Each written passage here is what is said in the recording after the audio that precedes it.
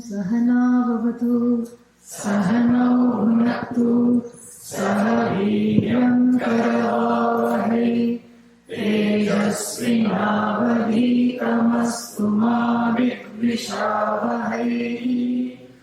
ॐ शान्ति शान्ति शान्तिः।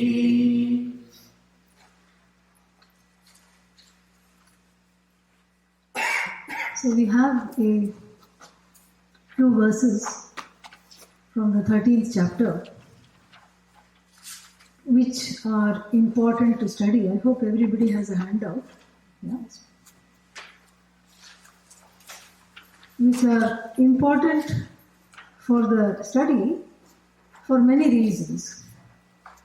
They are definitely important if one is interested in self-knowledge, because they are a list of 20 attitudes and values due to which, gaining which, cultivating which, one gains the preparedness to have this self-knowledge. So that's one of the reasons they are important. Even if somebody doesn't want Vedanta in their life at all, even if somebody says, I don't want to have anything to do with Vedanta, still these 20 qualities make one a better human being, are needed for a certain kind of sanity to have in the life. So we'll be looking at some of these verses in the coming few days in detail to see what they might have to offer us. But before that,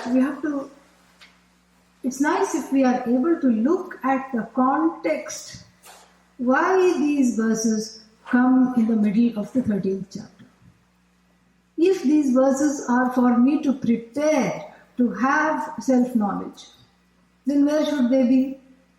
In the first chapter, correct? Why are they in the 13th chapter?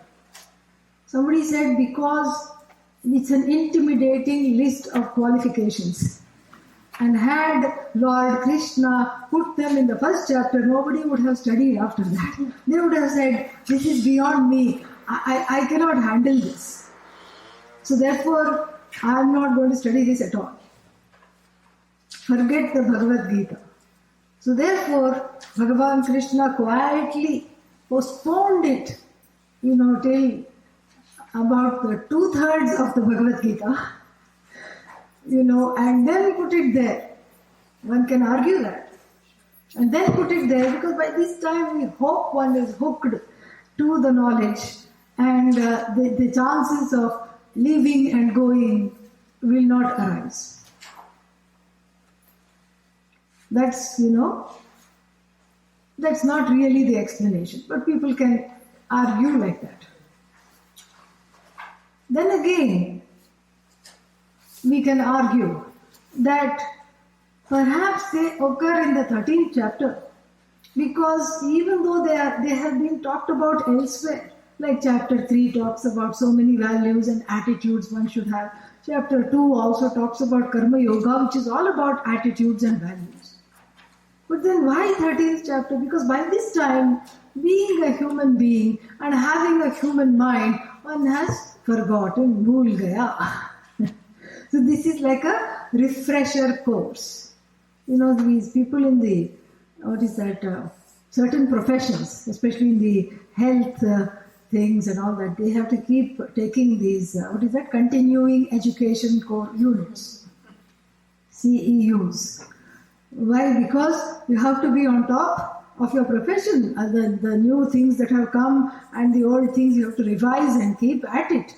So therefore, this also could be argued that this is Bhagavan's one unit of continuing education on how to have these qualifications. We can say so many things. But that is not the reason. None of these are the reason why these qualifications come in the 13th chapter. So to understand that properly, we will take a broad view of this Bhagavad Gita and what this is all about, and place in context these verses. So we are able to enjoy better what they have to say. So when we look at the Bhagavad Gita, Bhagavatah Gitam, that's very, easy compound. The song of the Lord. In fact, you'll be surprised that there is no such Sanskrit word called Gita, even though it happens to be the name of many Indian women, but there is no such word called Gita. It is as the feminine. Gitam is neuter in gender. Neuter gender. But since this song of the Lord, actually the correct, the correct rendition should be Bhagavad Gitam, but it is Gita. It has been made feminine because it is giving knowledge. And since she is an embodiment of knowledge, who is she? Saraswati, Shruti, Mother Shruti, Saraswati, however you take it. Since knowledge is always feminine, it has become Gita. It has undergone, the word has undergone an enforced feminization. And that is true of the Hindu tradition. It's very partial to women. Everything is feminine. All the pursuits are feminine. If one wants money, feminine, Lakshmi. And one wants peace at home, another kind of Lakshmi. Harmony, Lakshmi. Abundance in form of grains, etc., Dhanya Lakshmi. Children, Santana Lakshmi. Griha Lakshmi, home, happiness at home. Everything is feminine. And then for those who say, I don't want Lakshmi, then what is left? Saraswati. That is also feminine. So these are really the pursuits. And so therefore, the Bhagavad Gita, the word Gitam has undergone a feminization here,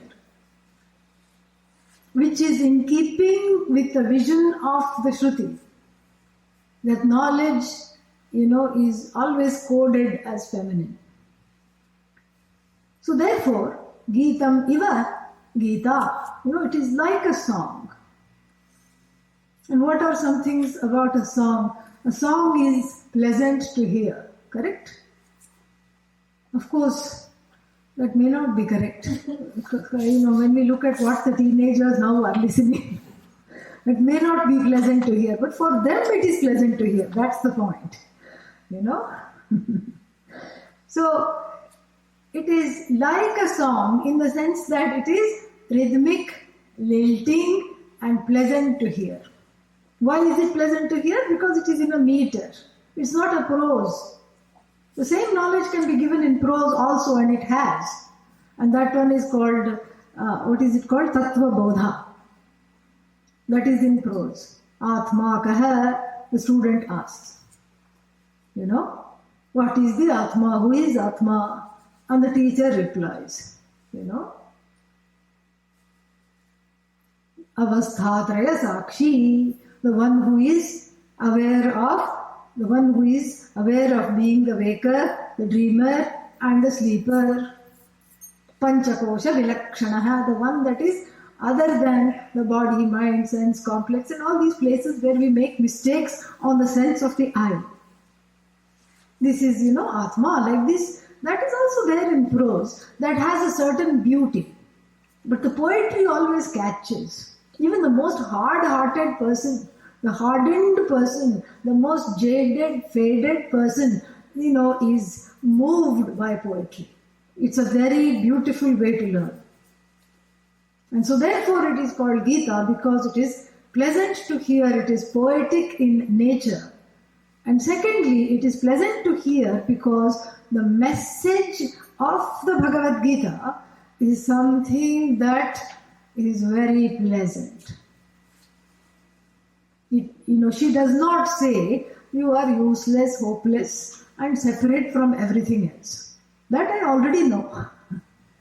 I don't want the Bhagavad Gita to tell me I'm useless and hopeless. I already have come to that conclusion many lifetimes ago, and I'm continuing with that conclusion. She does not say that. In fact, she looks at me in a wonderful light.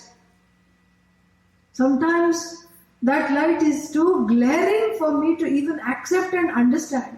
She looks at me in a light that I am not able to look at myself. It's like going to the shop and finding a perfect mirror that when I look into it, it reflects me in the best possible manner.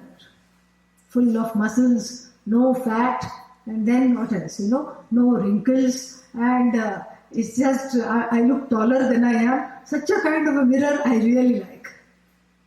Not like one of those Disney mirrors, those horror mirrors. Like this, there will be all these undulating, and then what happens? As a result of that, my image of myself is distorted. The Disney mirrors are already fitted, behind my eyes. I already am distorted in my own image. In my own image, I am completely distorted.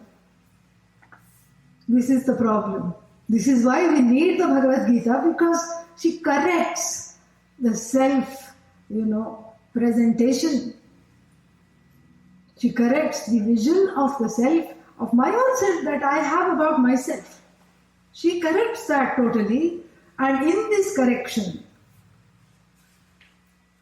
I see, after this correction is made, I see how much I have missed seeing this. Then, of course, the question arises, why do I have this distorted image of myself? Why can't I see what the Bhagavad Gita sees of me? Because that's what the Bhagavad Gita is. It's an 18-chaptered mirror. Ashtadashadhyayini. From tomorrow we can chant the dhyana shlokas. So it will be very nice. Even today after the class we will chant it. So she's a mirror of 18 chapters. And this mirror, why should anybody need? Why can't I see what she sees in me and what she sees as me? Why am I not able to see? This is actually Arjuna's problem. This is the reason why the Bhagavad Gita was given. That is why it is called Bhagavad Gita, because it comes directly from Bhagavan. Bhagavatah Gitam, Bhagavad Gitam, made into Gita. So we can take it two ways. One is a simple, what is called a sixth case, a genitive compound, the song of the Lord. This is in the active voice. Or you can take it in another way. The song of the Lord, in the sense of the song for which Bhagavan is the subject matter. This is a kind of a passive construction. Karmani Shashti. So in this passive genitive construction, we get this from the compound when we resolve the compound, that for which Bhagavan, that song for which Ishvara, Bhagavan, is the subject matter. That is perfect. Both are equally valid. Because when something comes from the Lord and I hear it as the song of the Lord, I feel very good that I am learning something directly coming from Bhagavan. And then, if you have a song for which the subject matter is nothing other than Bhagavan, that also is wonderful. So both ways we are okay. And the Gita must be studied, it says. There is one, like an arati you do for Gita on the birthday of the Bhagavad Gita, which comes in December. And there it says, Gita Sugita Kartavya Kim Manyaihi Shastra Vistaraihi. This is a prashansa, a praise song for the Gita. And what is that?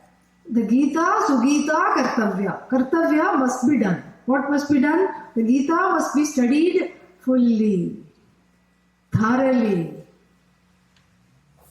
And then the praise is in the next line.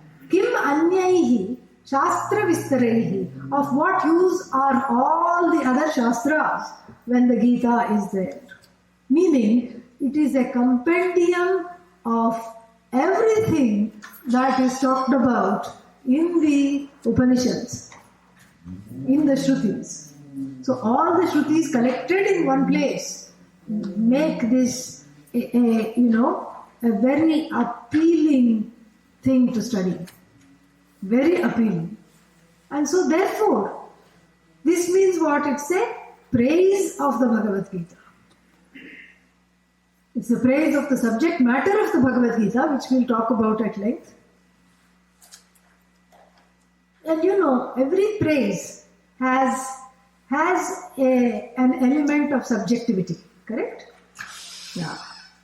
Every praise has an element of subjectivity. Especially if you look at small children, what will they say? I love this. This is wonderful. There are certain hyperboles. There is this exaggeration. So here too, the one who wrote this shloka, which one? Gita, Sugita, Kartavya, may be exaggerating. Just like somebody takes a trip and goes somewhere. Or you forget even taking a trip, You just look at the travel brochure, enough. The travel brochure exaggerates, correct? Now you have all these edited, photoshopped visions of the place that you are being summoned to go in the brochure or in the advertisement. Like all these white beaches and blue waters, chairs, umbrellas, and little drinks with their own umbrellas, and all kinds of things are there. Only thing missing is you. That's what. They will not show any people. When you go there, you will not even you will be just crossing over, sunbathing bodies. That the whole beach is, filled to capacity with sunbathing bodies. People are writing something. I don't know what they're saying. Just go look. Yeah, so sunbathing bodies. All the time they are full of this. And then what else has been photoshopped from this travelogue? All these concrete jungle-like hotels and buildings where you can't even see the sky like this. And so too here, when you say Gita, Sugita, Kartavya, whoever wrote this, it is subjective analysis it could be. It could be a subjective understanding. And so it may not have any objective merit because it's somebody's opinion that you should study the Gita fully and well. We said no. It cannot be a subjective opinion. Why not? Why are you partial to this person's assessment? Because you can only exaggerate. Think about this. This is wonderful. You can only exaggerate the finite. You can never exaggerate about the infinite. If you tell Bhagavan you are infinite. Okay, next. That's what he's going to say. Correct? So, if you tell Bhagavan you are infinite, what's going to happen? Nothing, because it's a fact. If you tell the limitless you are limitless, it's not an exaggeration. It's not an exaggeration at all because it is how it is. And Bhagavan being limitless, you cannot exaggerate because whatever you say comes short. Whatever praise is there, what happens? It is short of it. You are the whole, says Bhagavan. You are great, okay. You are omnipotent, alright. You are omniscient. And then Bhagavan doesn't say this time. Bhagavan says, do you know how to spell that? What comes? I or E, what comes after this C? That's what he's going to say. Because this is already limitless. And the limitless cannot be exaggerated. Is never subject to exaggeration. The limitless cannot be improved upon. The limitless cannot be edited. You cannot subtract anything or add anything to it. It makes no difference. And that which is limitless, which we are looking at from the standpoint of Bhagavan, and we have defined the limitless as Bhagavan, is ultimately shown as your own nature. This is the purport of the Bhagavad Gita. So therefore, there can be no exaggeration. That's why we can have Ashtotra. Ashtotra means what? 108 names. Bhagavan is, very calm, placidly listening, no problem. We can have, what is that? 1,000. Sahasranama, 1,008 names. Why 8? Because that time, one is half asleep maybe sometimes during this or thinking of other things. So 8 is for all those times. Then you can also have 100,000 names. They have. Lakshartana. You have 100,000. Or sometimes you can repeat the same names again and again and again. Like the Sri Rudram is repeated 11 times. So, lots of possibilities are there. Everything falls short because what we are talking about is that which has no limits whatsoever. It is totally limitless. This is what is the understanding of the Bhagavad Gita. And so therefore we have to take this seriously when it says Gita Sugita Kartavya. The Gita has to be studied very, very thoroughly. Because it is given directly by Bhagavan. See, in the beginning we have what? Sanjaya Uvacha. And in the beginning we have Dhritarashtra Uvacha. Then we have Sanjaya Uvacha. Arjuna Uvacha. But then Sri Bhagavan Uvacha. It's not Sri Krishna Uvacha. Krishna has been presented by the author of the Bhagavad Gita, Bhagavan Vyasa, as the Lord of the universe. Not as an individual. This is very important to understand. And this is of prime importance for our study of the 13th chapter. Not as an individual, not as Mr. Krishna or somebody qualified, Dr. Krishna, PhD. No. He is presented as Ishvara. That is why Bhagavan. And the Bhagavan means the one who has in limitless measures all the virtues of omniscience, omnipotence, all might, all knowledge, all pervasive, all resources belong to the person. Complete overlordship, never overlorded by anybody else. Fame, well known everywhere. And the ability to project this universe, to sustain the universe, and to take it back when the time is up, when the universe's time is up, to take it back. All these are seen as the 6 bhagas. Each one is a explanation of the word bhaga. All knowledge and all resources belong to whom? If all resources belong to a person, that person would be very greedy. No, complete vairagya, all knowledge, all vairagya, everything. So this is the vision of Bhagavan in the scriptures, in our scriptures, of which Bhagavad Gita forms a part. And this Bhagavan is presented in the first person. Nowhere else, not even in the Upanishad, you have Bhagavan talking. Even in the Kenopanishad, there is Bhagavad Darshanam, because you see, we say this avatara must be new. This whole avatara vada must have started with the Bhagavad Gita or something like that. Where is the Upanishadic sanction for the avataras, we may ask. But study the Kenopanishad. In the Kenopanishad, we have a wonderful anecdote where Indra, Agni and Vayu are having a cocktail party. They're celebrating their victory over some, what are they called? These asuras. Asuras are devotees gone wrong, that's all. So in this battle, they are, they have become victorious. And because they are victorious, what have they done? They have, they have decided to celebrate. Of course, Indra is the leader.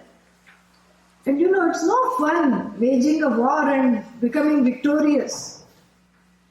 When what? When you don't have when you don't have the time to talk about it. Yeah. The whole point in waging a war and becoming victorious is you should have a few cronies to talk about it and then tell how wonderfully you did. And they should also say, acha, very good. Yeah. That is what the whole thing is. So Indra was saying, did you see, what I did? I just looked at him and he ran away. And Vayu said, I did foo and he ran away. I just, blew at him a little bit.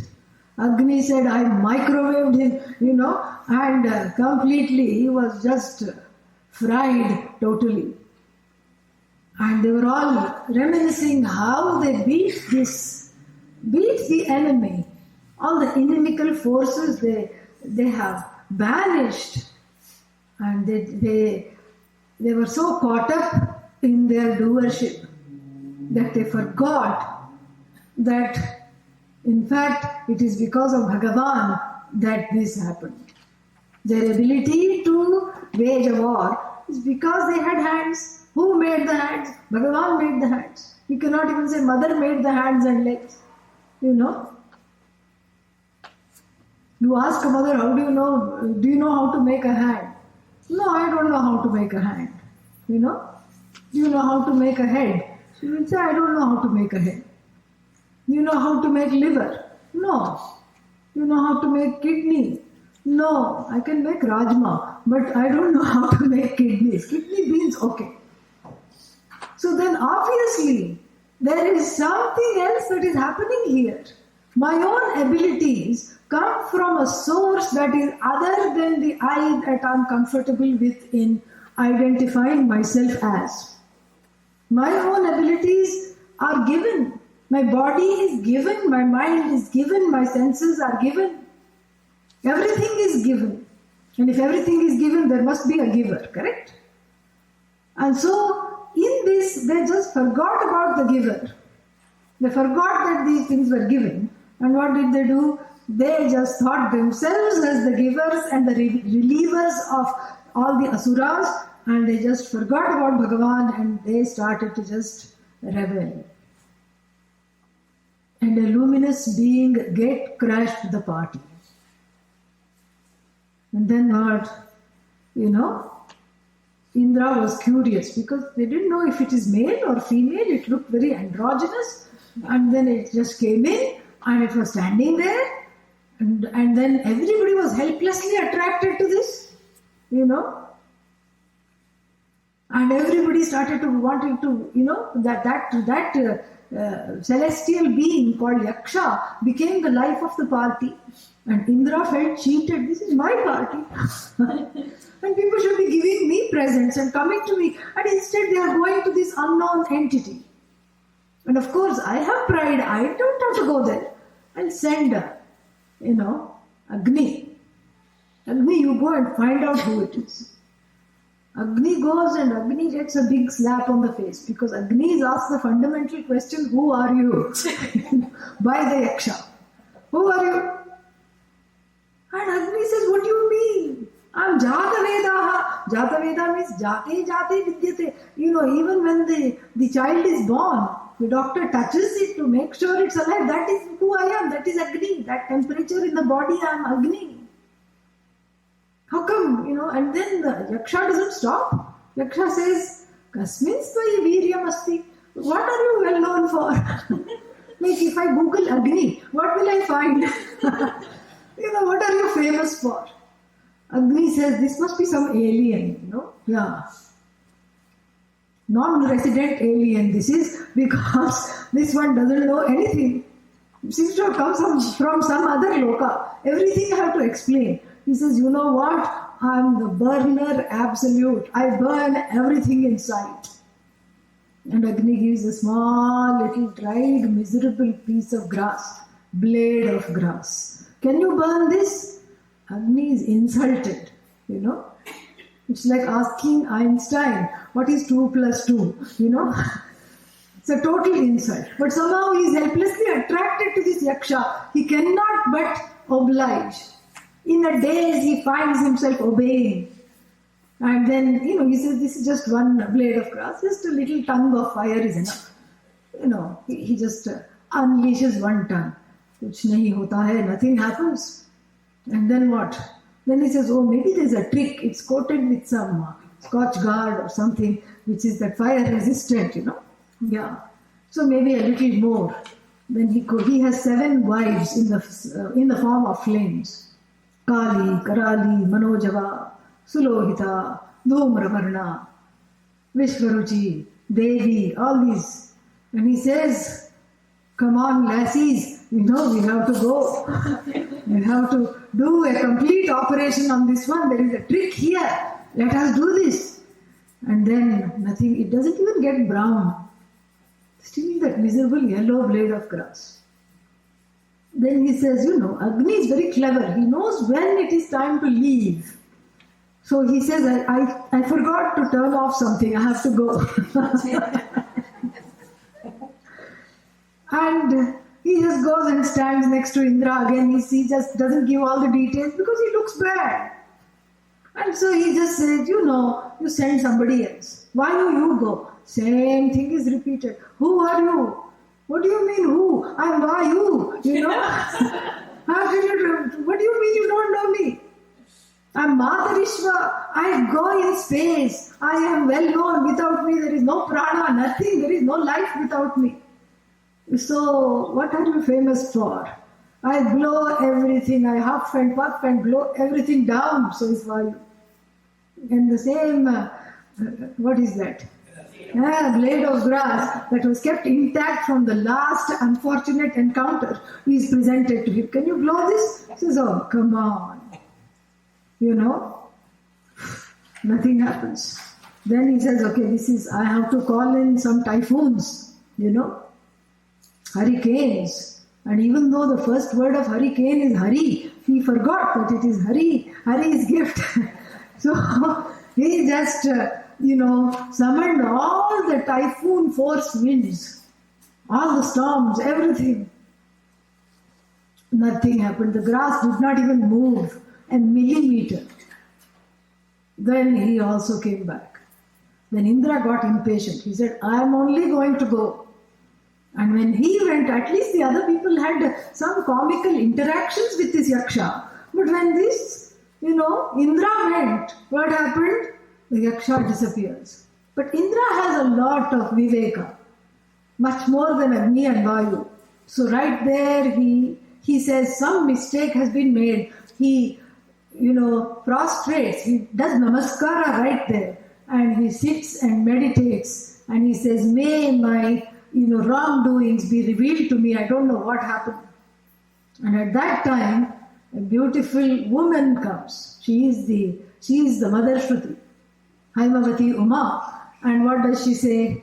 Sa Brahma iti ho vacha. That was Bhagavan there. That was Ishvara. That was Brahma. You see? And then, of course, all three of them study with her. And they all, become great. And then the Upanishad says, through them, we have all been receiving this knowledge. And this is how. And so the point of this story is just this, that usually Brahman or Bhagavan is introduced by someone else. Yeah. Why? Because Bhagavan is you. There is a kartra karma virodha. There is a contradiction of the subject-object. You can objectify everything in the universe except yourself. You, the subject. So how can the subject see the subject? not possible. That was also Krishna's problem in the 11th chapter. How to show myself. And then he gave him some Google Glass or something he gave, and where he could enjoy the whole thing. He had to make the situation such that what was one, he purposely separated. This is what he did. So therefore, it's very rare, I was going to say, but it's just nearly impossible you to find where Bhagavan is introducing himself as you. That is what makes the Bhagavad Gita so special. Even in the Upanishad where Bhagavan features, it's always introduced by a sage, introduced by the teacher, introduced by, the Shakti. But never Bhagavan introducing oneself as you. So this makes the Bhagavad Gita extremely special. And the Gita is written, it has been composed keeping in mind all the message of the Upanishads. And there are 2 Upanishads on which the Gita relies heavily. 3 actually. One is of course the Kathopanishad, where the verses have been lifted verbatim from the Bhagavad Gita, from the Kathopanishad into the Bhagavad Gita. The second one is the Chandogya Upanishad. And even though there are no quotations from the Chandogya Upanishad, the Gita runs on the Mahavakya Tattvamasi. And I'll tell you exactly when, how, in a bit. Then the third Upanishad that the Bhagavad Gita is influenced by, Lord Vyasa is influenced by, is the Shvetashvatara Upanishad. And here too, a lot of verses have been bodily lifted from the Upanishad and put into the Bhagavad Gita. Sarvendriya Gunabhasam, Sarvendriya Vivarjitam, all those verses. Those verses are all from the Kathopanishad. Bodily, verbatim, they have been lifted and put into the Bhagavad Gita. And the Chandogya Upanishad has been a big influence on the Bhagavad Gita, because we find that there is the Mahavakya Tattvamasi that runs through all the chapters. How many words in Tattvamasi? 3. So the Bhagavad Gita is divided, the tradition looks upon the Bhagavad Gita is divided into chapter 1 through 6, 7 through 12, 13 to 18. You have made into these, thirds. You have cut it up in thirds, as it were. So even though the Mahavakya Tattvamasi, Tat comes first.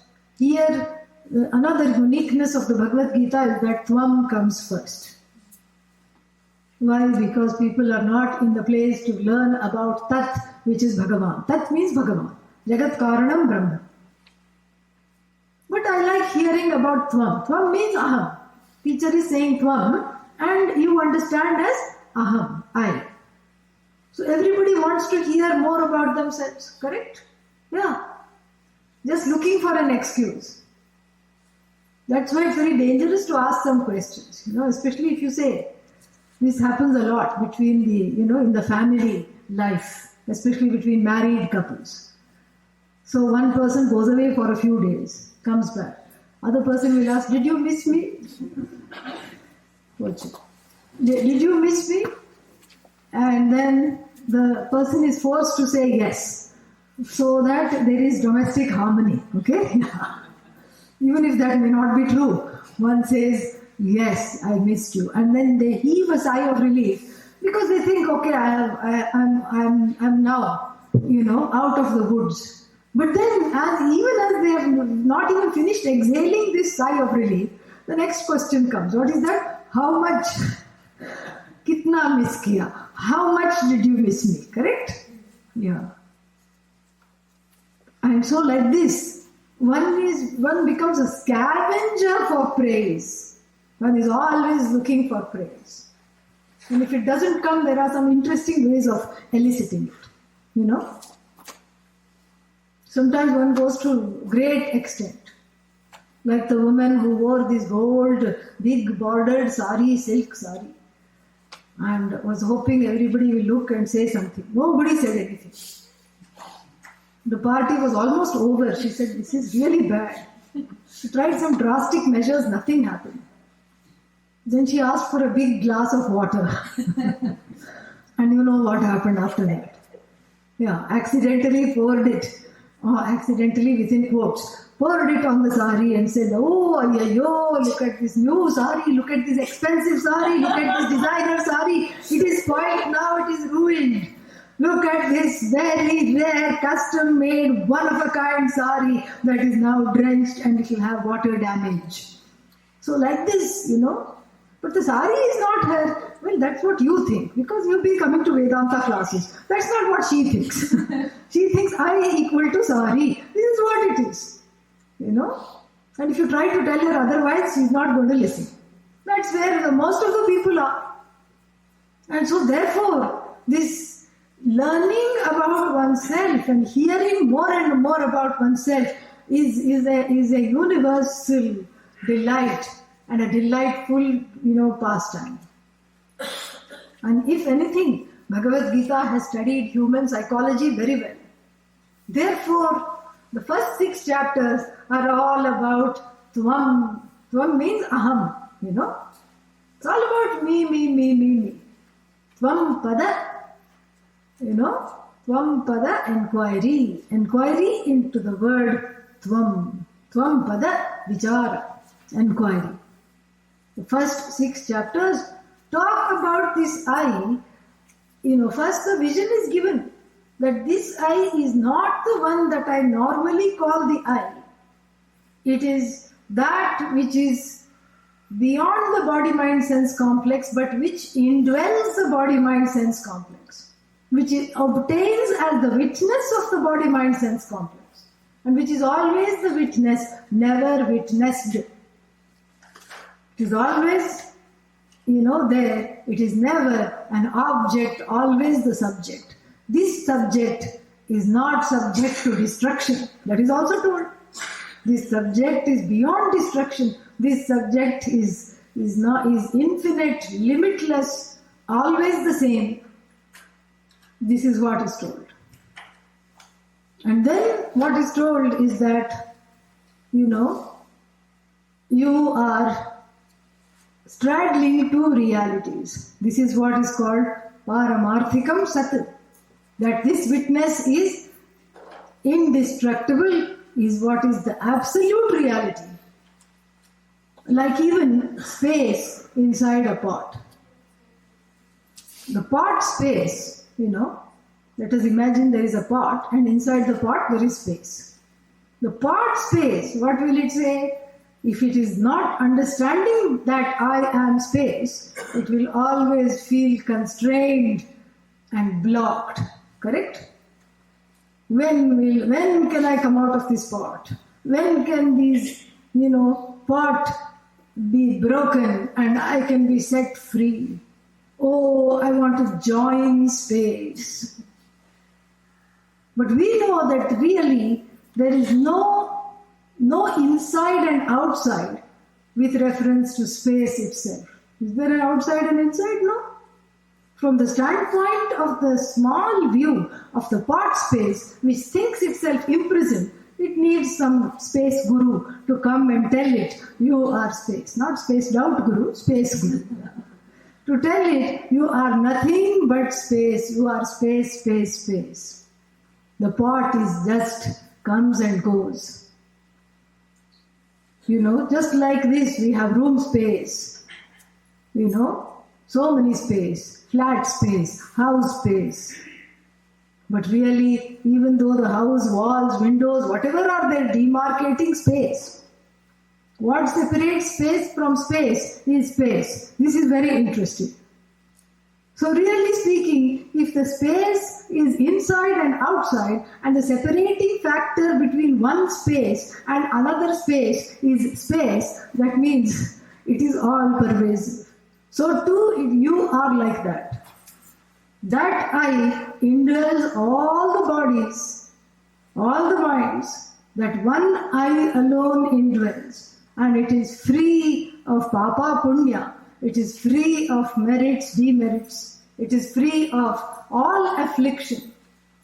And it is whole and total, limitless. This is what is told. This is nice to hear. This is very, very nice to hear because it is a change from the usual refrain. Now I'm an idiot, I'm a mortal, I'm growing old, I'm tired, my memory is not like before, and I'm angry, I'm hungry. These are all the general things one thinks about oneself. So all this is negated, and that what I really want to be is affirmed.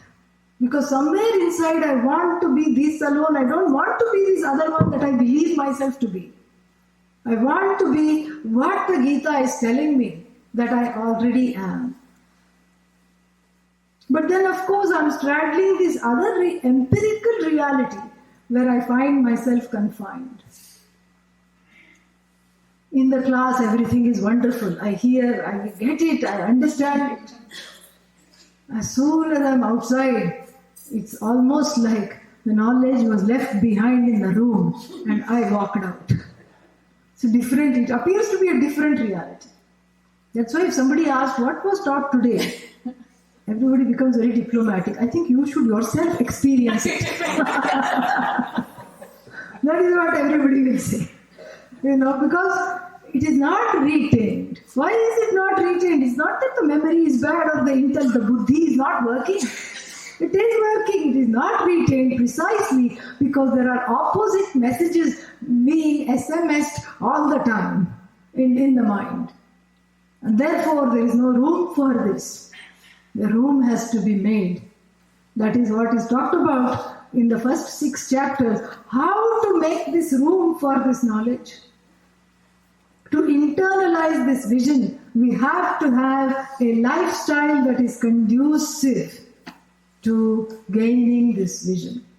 And that lifestyle is to free oneself from thinking of oneself as the doer.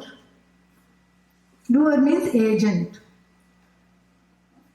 So the Gita urges in the first 6 chapters to free oneself from being an agent. Because one is not an agent. Really, one is not an agent. Oh, then if I'm not an agent, what am I? Victim, the answer will come. And everybody feels like a victim. Victimized by society, victimized by the neighbors, victimized by, everyone. And so therefore, this victim consciousness, this victim ideology is very tempting to go into. It feels safe. And it also feels like the more I'm a victim, other people will come and pay attention to me. All the time I can be complaining, I don't feel well, I feel mistreated, I feel unloved, I feel like an idiot. I can keep saying that. They say, no, what is it? The squeaking wheel gets the oil. Yeah.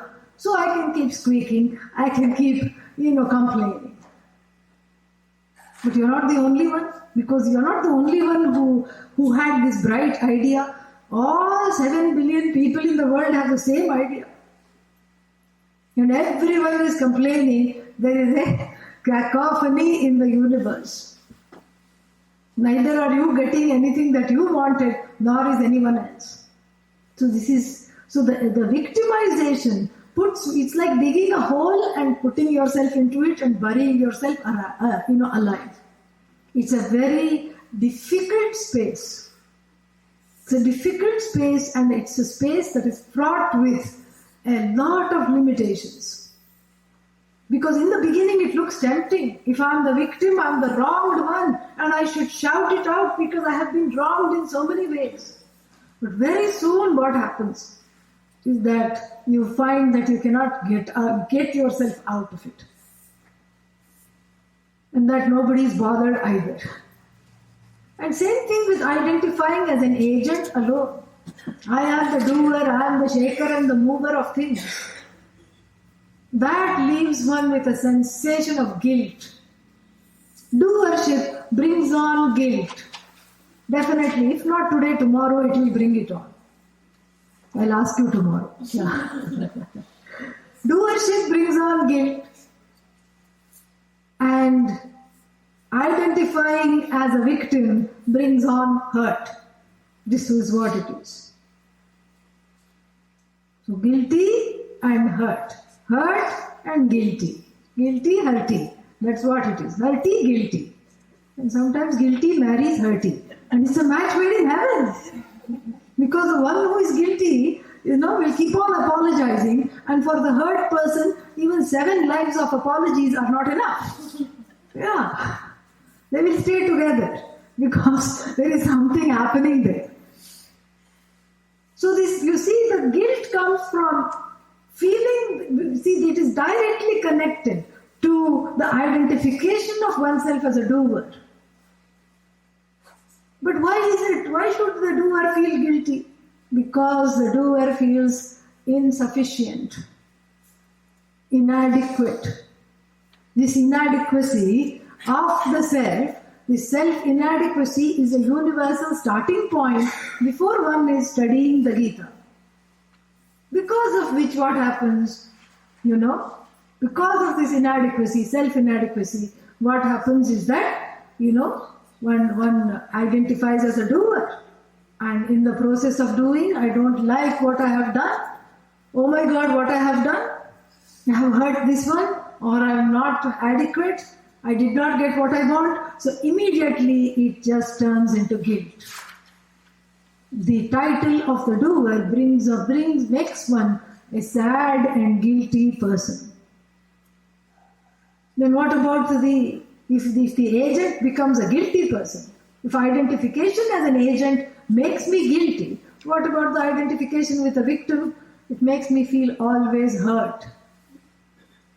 When I am an agent of action, when I identify as an agent of action, I am bothered by my own omissions and commissions, life after life, constantly. The Upanishad also reiterates this. Kimaham sadhuna karavam, kimaham papam akaravam iti. Why did I do the wrong thing? How come I didn't do the right thing? Like this, one is always lamenting. And when one identifies as not an agent but a victim, then one is constantly plagued by other people's omissions and commissions. In the one instance, I have to deal with my own omissions and commissions. In the next instance, it is the other people's omissions. Why did they do this to me? Why did they not do this to me? So this is a very miserable state of being. And not that one is only hurt and another one is only guilty. There are certain predominant ways of being, but still, everybody is both guilty and hurt. Because in certain circumstances, one identifies as a doer, in certain circumstances, one identifies as a victim. This is the real problem. And therefore, the Bhagavad Gita advises in the first 6 chapters to not latch on to these identities. Oh, so if I don't latch on to this identity, who is the doer? Put everything on Bhagavan. So I consciously project my doership onto Bhagavan. And even though I think I'm projecting, it's not a projection at all. It is a fact that Bhagavan is the doer. And I'm just taking the credit for it, that's all. So I let go of the doership. And therefore, I learn also to accept what comes with gratitude and, and a spirit of acceptance. And so therefore, I eschew, I shun completely the identification with the victim role. I don't take on either the guilt or the hurt. So the first 6 chapters talk on how to hone these identities. How to identify myself as other than the hurt one, other than the guilty one. And how in this spiritual growth of accepting what is, I come closer to qualifying for these teachings. So the first 6 chapters is all about Tvam. And the second 6 chapters is Tat Pada Vichara. Tat Pada means what? Bhagavan. Suddenly in the 7th chapter, Bhagavan is introduced. And this Bhagavan is not what you think, not a guy in the sky, not someone who is, who has birthed the universe and then gone away somewhere. Put the universe, Jagat is up for adoption because Bhagavan has, abandoned the Jagat. In many traditions we have this problem. No. The very sophisticated and unique understanding of Bhagavan in the tradition, in the Vedic tradition, is very simply put, that which is called creation is not separate from the creator. The creator, of course, is not the creation. Creation is the creator. Is not separate from the creator. Just like each and every artifact made of clay is not separate from clay. The pot, the jug, the lid, whatever you make of clay, the cup, the saucer, whatever you make of clay is all clay all the time. It is made by clay, it is sustained by clay, it goes back to clay. In fact, the word cup, lid, pot have no existence at all. It borrows its existence from the clay. And if you think otherwise, then what will happen when you try to take the pot and leave the clay behind? Can you do that? Can you take the pot and leave the clay behind? Because all you want is only pot, and pot is an entity. If you insist, then I will say, take the pot but leave the clay behind. You cannot. Yatra yatra pot, tatra tatra clay. But you can't reverse this. This is a very interesting thing. You cannot say yatra yatra clay, tatra tatra pot. No. See, this is how you learn Sanskrit. You cannot say wherever there is, clay, there should be pot. You cannot say that. It would not be correct. Because the clay can be like a lump on the roadside. It can be in the form of a figurine of Lord Krishna. It can be in the form of jug, lid, cup, saucer, pot, everything. So this is what has to be understood, is that this Bhagavan that is presented is in the first person. Maya tatam idam sarvam, 9th chapter. By me the whole universe, idam sarvam, this whole jagat is, pervaded. Matsthani cha bhutani, everything exists in me, Bhagavan says. And the very next verse, na cha matsthani bhutani, paschame yogamaishwaram. Oh Arjuna, look at this magic. This is Indian magic. We don't need sleight of hand. We don't need a hiding place. We don't need to make the pot disappear. While holding the pot, I can make the pot disappear. Look, it's not even here. So, while holding the pot, I can make it disappear right in front of the eyes by shifting the vision onto clay, its source. Najamatstani bhutani. Everything resides and rests in me, but I am not any one of them. I am not any one of them. I am uniquely myself. How is this? Because that's how it is. That which takes on any form, any name, must be essentially nameless and formless, correct? This is logical. That which has the capacity to project itself into so many is itself one and only one. This is what the whole thing is. And so, therefore, Bhagavan is presented as someone who is present in the universe. And this form of Bhagavan in English is called immanent. Immanent as well as transcendental. Because if we say Bhagavan is present in the universe, then what happens? What is the very next conclusion? Bhagavan has become the universe. There is no more Bhagavan left. This is not so. Just like you sustain the dream, you don't become the dream. You sustain the dream. Your own knowledge, your own memory, your own powers are manifest as the dream. You uphold the dream, and then what happens? The dream resolves into you. So too, this whole universe is like a dream of Bhagavan, sustained by that, resolves into that. Very beautiful. But then still I don't understand. Well, that's because that Bhagavan is you. How come I can't see Bhagavan? Because that Bhagavan is you. How come I'm not having darshan? Because that Bhagavan is you. How to experience Brahman? Whatever you experience is Brahman alone. Yes, I know that, but I would like to still experience Brahman. If Brahman is a special experience, it will become finite, it will become limited. We are talking of that which is limitless. Then the people will ask, how come certain people, even somebody, such a wrongdoer like Hiranyakashipu got darshan of Bhagavan? I am not even that bad, I am a good fellow and I am not getting darshan of Bhagavan. This is and that is why the second third of the Bhagavad Gita talks about this at length. Drigeva natu drishyate. The seer is never an object of sight. Didn't understand that? Should I repeat it?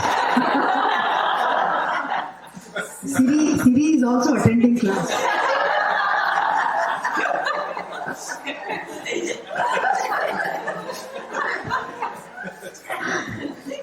She was just echoing what people were feeling.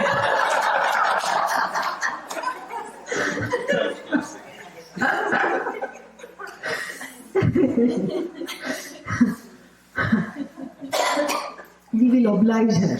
So this is the whole thing, that all that is here has the presence of Bhagavan, including this body-mind-sense complex. When you say all, you have to include the body-mind-sense complex. Everything that is here has the presence of Bhagavan. And that presence is you. But then how will I come to know Bhagavan? How do you come to know you? Are you here? Yes. Yes. See, nowadays the answer is coming quickly.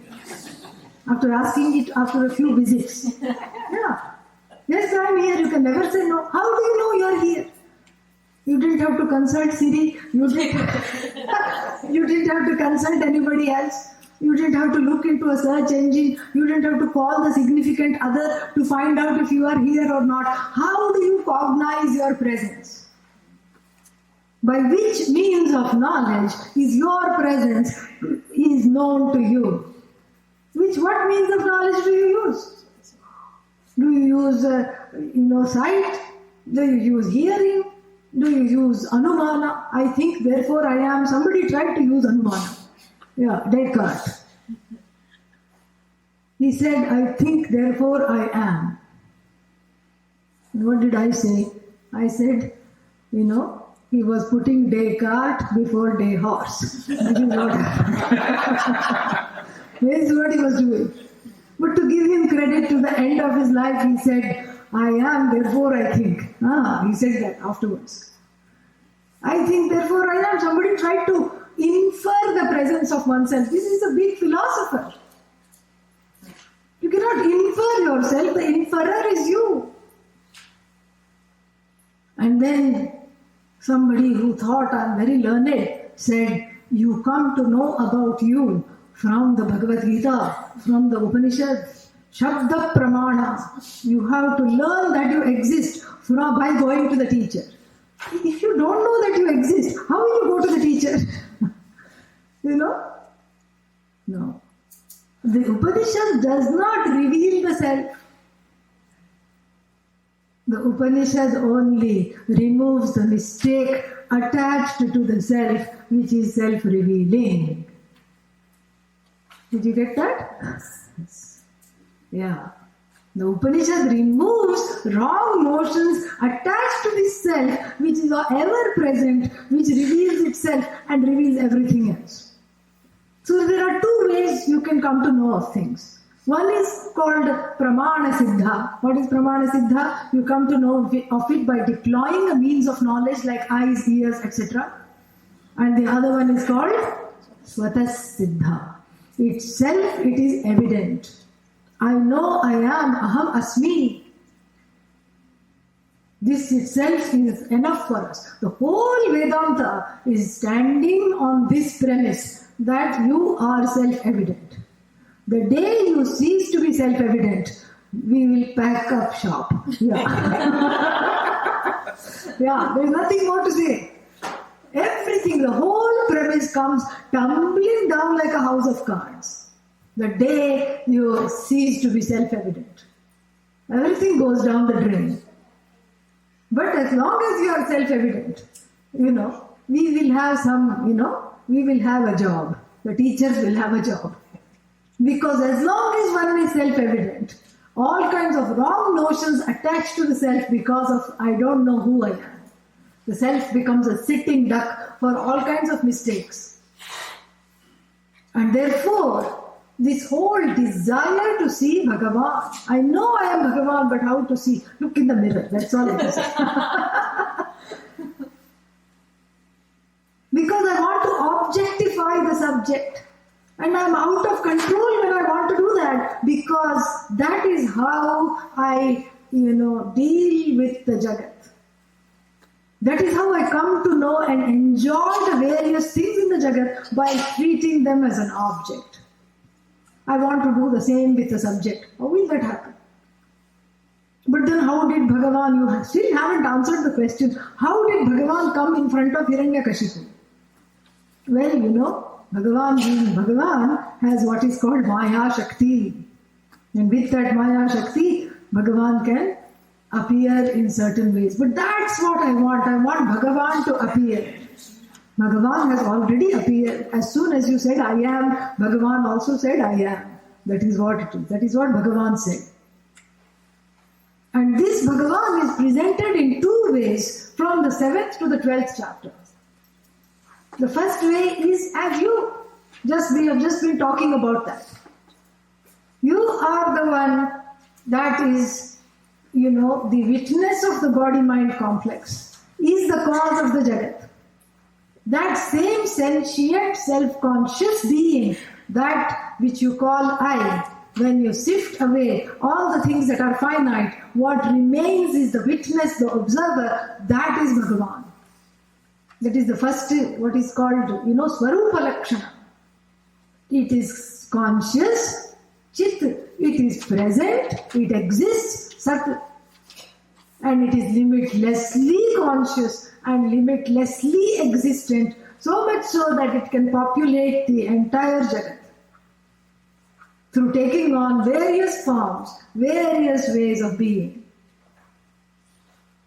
That same self-conscious, limitless presence. Self-conscious means what? It is conscious of itself, everything becomes evident to it. In other words, it's all knowledge. Oh, you mean I am all knowledge? Yes, you are all knowledge. But I don't know Chinese. Yeah. But what do you know? You know you don't know Chinese. Correct? Every don't know has to be preceded by I know. Think about it. This is fascinating. There are so many things I don't know. How do you know? This is an ontological question. How do you know that you don't know? How do you know? I just know. Because I am the witness of everything that I know. I also know what I don't know. That I know never becomes I don't know. And that is what is called jnanam. And since I know what I know, since I don't, and since I also know what I don't know, I can say I am sarvagnya, all-knowing. Really? So it's fantastic. So this is the first presentation of Bhagavan from chapter 7 to 12. And the second way in which Bhagavan is presented is like the orders in the universe. All the orders that are there in the universe. The wind blows, it rains, sun is out, And then the seasons change. Now it is spring, all the flowers are in bloom.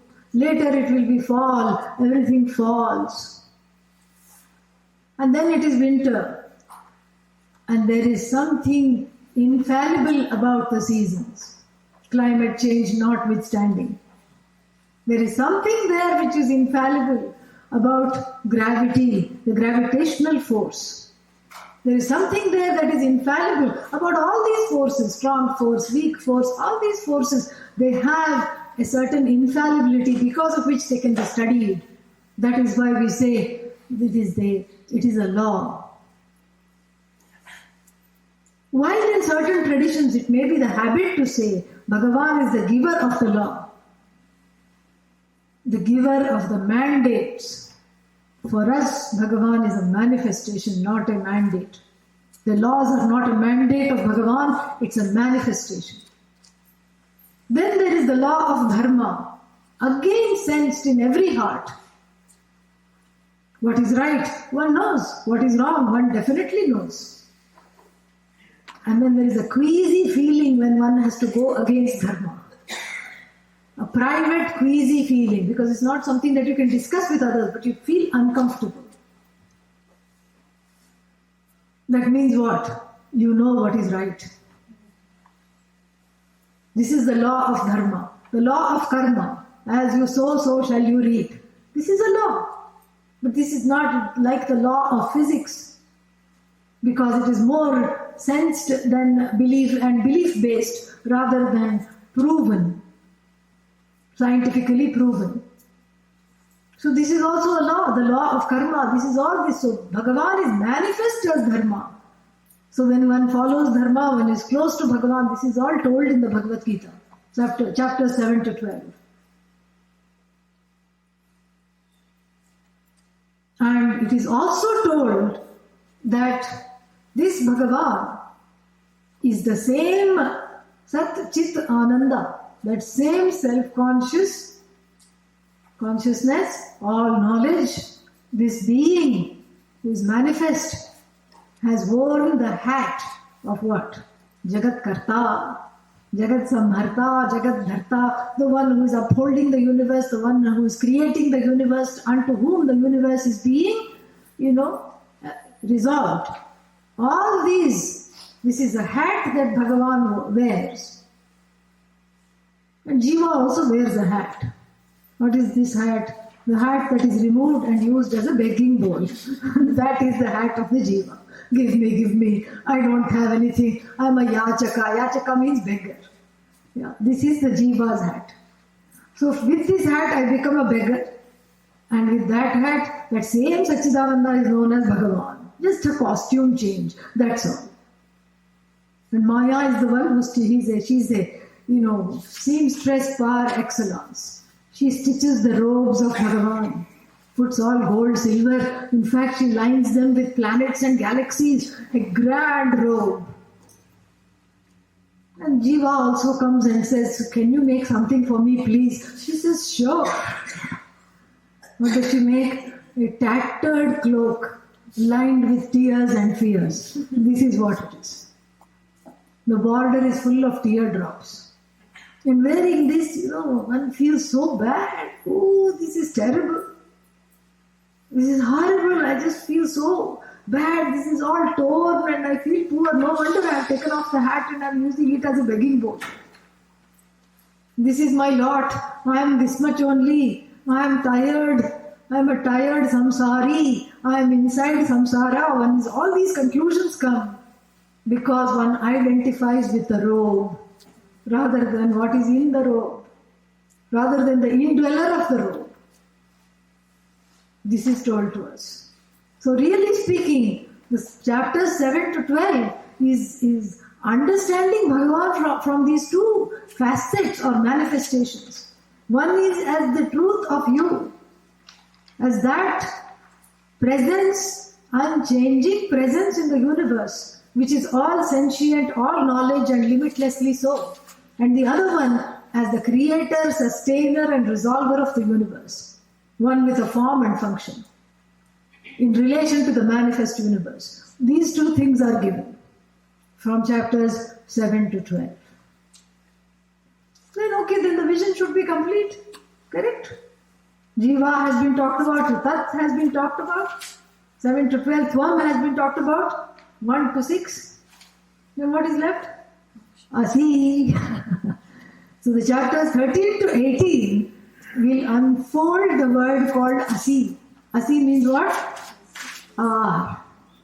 Tat Tvam Asi, you are Bhagavan. That means Bhagavan here. You are Bhagavan, that unfoldment of that are. Because it's nice to think, people think of it in different ways. You should have been Bhagavan a long time ago, now it is too late. Maybe you were Bhagavan in a last life, it will never happen now. Maybe in the future you will be Bhagavan, but certainly not now. This is the temptation, to look at it like this. Therefore the word are, meaning, indefinite present tense, no time involved. To be, this is the verb to be, right? From which are has come. You are, meaning right here, right now, without undergoing any change, you are Bhagavan. Then of course the only question that you cannot say I object. Because if you object, then you're stuck with the begging bowl, which is the hat, the sad hat, mad hat, And so therefore you cannot object. There's only one question to ask, how? How is this possible? In other words, do I have to, discard these robes, these tattered robes? If so, how to discard these robes? And do I have to disrobe Bhagavan too on the other side? In order to see this unity of Satchidananda, what do I have to do? And that is why the beingness of this Jiva, whose very being is Bhagavan, is unfolded in chapters 13 to 17. Even though the knowledge of Karma Yoga back in chapter 3 is very, very practical. In fact, chapter 13 to 18 are extremely, wonderful. This is what one loves to call Vedanta in day-to-day life. This is what people keep asking. What about Vedanta application in day-to-day life? As though I'm talking of once a year how to apply. Whatever we talk about is day-to-day alone. No, but how to, some practical tips. Give some tips. Well, the tips are coming. Because this is what chapter 13 to 18 is all about. It's all about all kinds of tips. And so you are tipped off to understand, the ticked off Jiva is now tipped off to understand one's own glory and to abide in it in a very, very practical way. In other words, how should my demeanor be? How should my, the way in which I walk in the world be, in order to understand this truth of myself? How should I proceed? How should I go about my life? Because it feels like I'm split in two realities. Actually, there are no two realities. Just like we had one more, retreat earlier, two birds, right? In the Mundaka Upanishad. How many birds are there? One. Not two birds. One is the light, the other one is the shadow.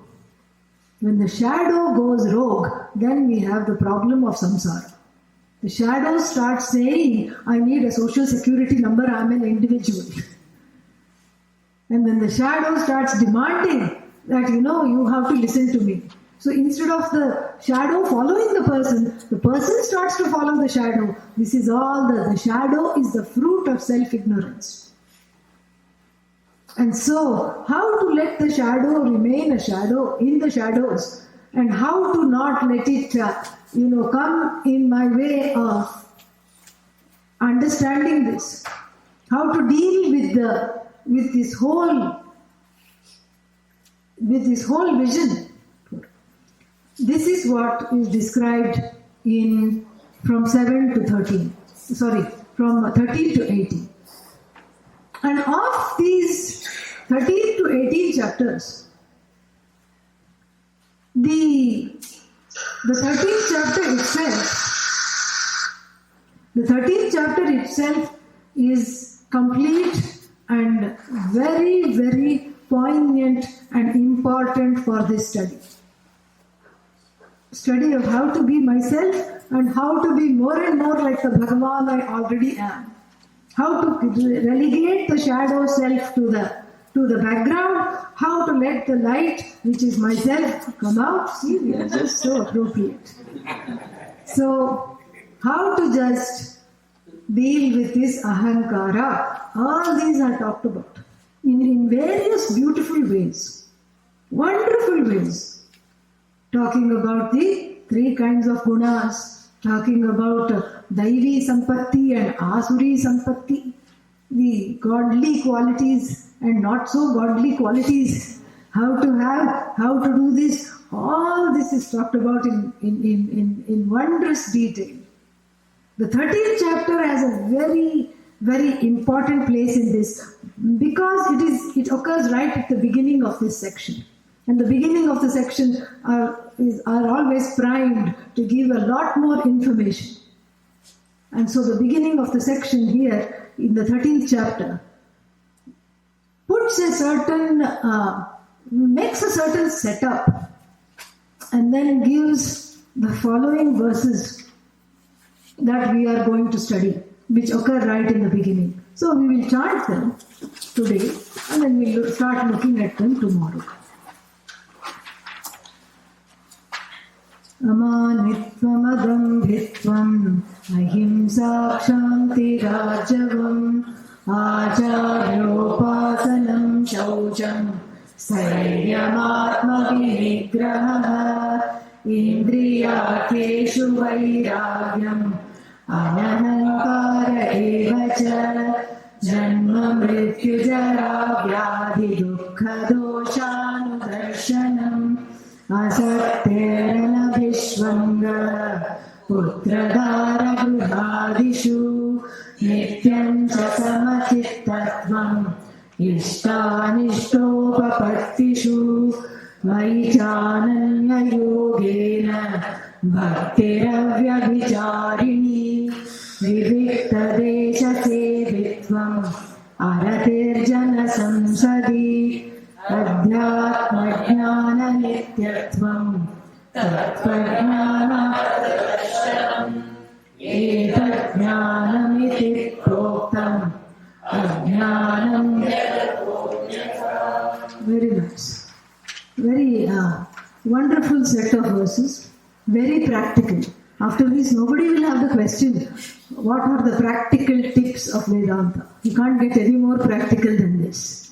So, we will see there are certain qualities that are mentioned, having which it is easy to assimilate and imbibe the vision. We will see that tomorrow. Om Purnamada Purnamidam Purnat Purnamudachyate Purnasya Purnamadaya Purnamevavasishyate. Om Shanti Shanti Shanti. Harihi Om Shri Gurubhyo Namaha. Harihi Om. We can have some questions. Yeah. Sadhguru, you mentioned about bhakti, devotion. But it appears that everything is fine when everything is peaceful, everything is fine. But when there is a crisis situation, like death in the family, hospitalization, then sometimes our faith and devotion gets shaken up. Correct. How do you stand in that situation? How do you reinforce your faith and devotion? Well, that is not faith which is not shaken up. Yeah. When it is shaken up only, that is the time you have to have that firmly. Because, when it is not shaken up, it's not tested, in other words. So the Shraddha is tested, and at that time we have to have the strength to command it. You have to have the strength to command it, because initially what will happen is that one will feel this loss has happened, or this difficult situation or crisis, as you said, I have to face. And then I don't have the strength. And where is this Bhagavan? Or what is this Vedanta? Everything goes out the window, as you said. But that is where the free will has to be used to command this Shraddha, to cultivate it further for such times. You have to keep a storehouse of it. It is something cultivated. Shraddha is not inborn. It is cultivated. You have to discover it. You have to cultivate it. And so there is some free will involved. So sometimes, it's like you don't feel like going to class because something is not nice in the house or whatever. But you still go. Purposely you drag yourself. And then after you do that, because you're acting contrary to the shadow. The shadow is saying that there should be no Shraddha. You're acting contrary to that, and then the shadow is falsified as a result. So that's how it works. Any other questions? So is Shraddha like knowledge that once you have it, it will never go, or is it? No, it is like he said. It can be tested. It can come and go. It's always there. It doesn't come and go. It has to be cultivated. It has to be discovered. The potential for Shraddha is there. Shraddha is not belief. It is faith pending understanding, because we have something to see here. We have something to understand. So it is faith pending understanding. So therefore it never goes. But I'm not able to command it, so I say it has gone. You see what I'm saying? So to say that it comes and goes is a subjective statement. It doesn't come and go. Either one is cultivating it or one is not. So that's how we have to see it. Shraddha also means attitude. Yeah, it's an attitude of reverence and respect for the teaching, for Bhagavan, and that is held until the knowledge takes place. That is deliberately held. And that is why in the morning we were talking about Atma Kripa. Correct? This is what it is. I bless myself to have Shraddha. Anything else? Yeah. In any given situation, Swaminiji, we follow the mind. It's clouded by mind likes or dislikes. But if I follow the intellect, it again is clouded by my own likes and wrongs. Yeah, so the question here, I'm repeating the question because everybody cannot hear. But when I follow the observer, Yeah. he always says, do what is needed, move on. Yeah. Do what is needed, move on. Yeah. It's the same answer for every situation. Right. But the part of me, when sometimes when the mind wakes up, it feels that I'm so not disinterested. Yeah. But is that natural? So I'll repeat the question. So if I follow the mind, the question is that what happens is that I'm actually following Ragadveshas.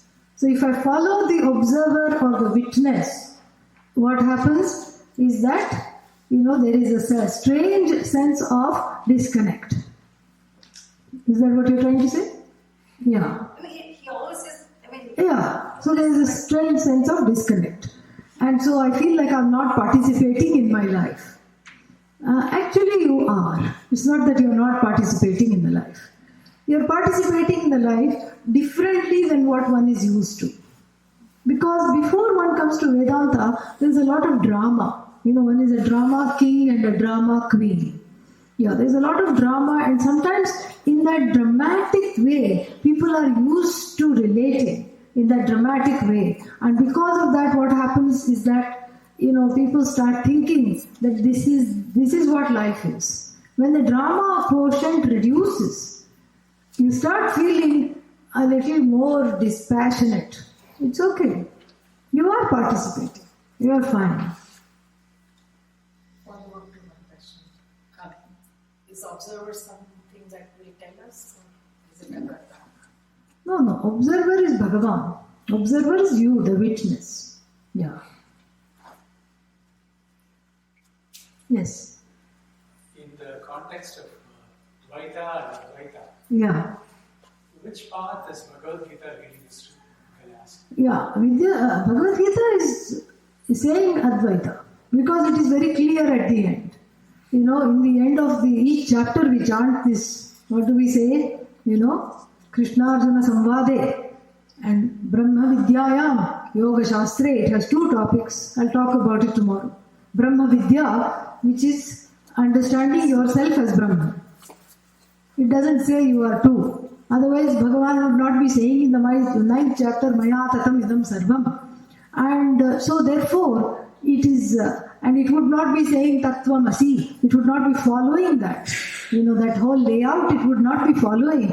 And for these reasons, it is definitely giving the message of the Upanishads from the standpoint of Advaita.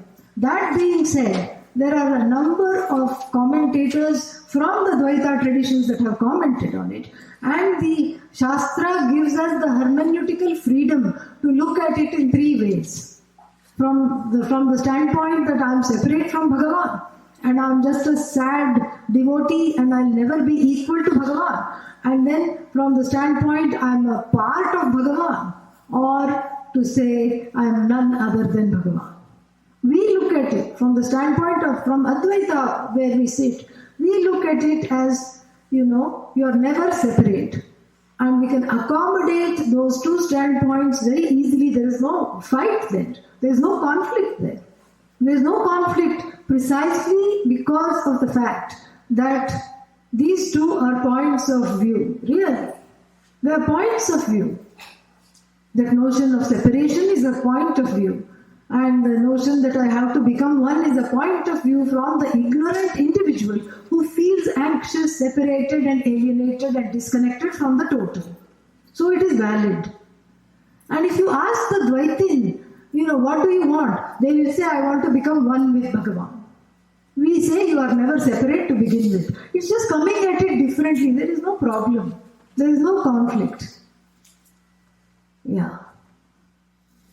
In our discussion today, you said that we know what is right and we know what is wrong, which generates a sense of uneasiness when we perform wrong action.